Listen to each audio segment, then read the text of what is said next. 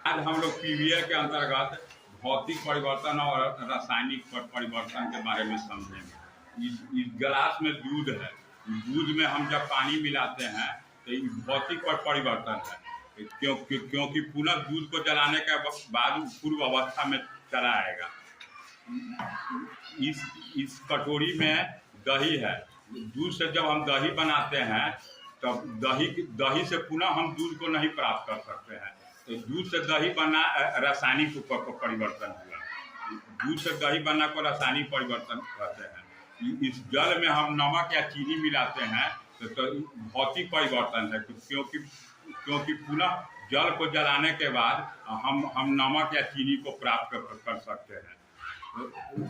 जल है, जल पदार्थ के तीनों अवस्था में पाया जाता है।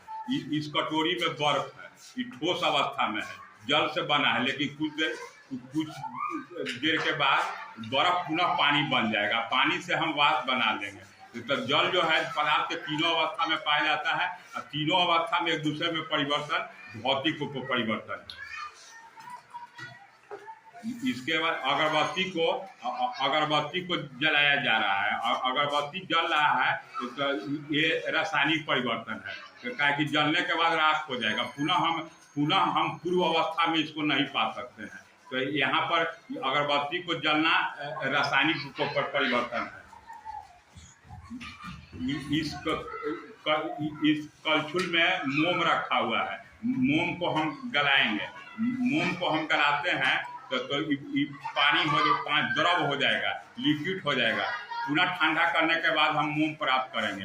तो यहाँ पर भौतिक परिवर्तन हो रहा है, लेकिन नीचे जो मोमबत्ती जल रहा है वहाँ पर रासायनिक परिवर्तन हो रहा है। कागज को फाड़ने पर ये भौतिक परिवर्तन है, कागज को हम जला रहे हैं तो रासायनिक परिवर्तन है। धन्यवाद।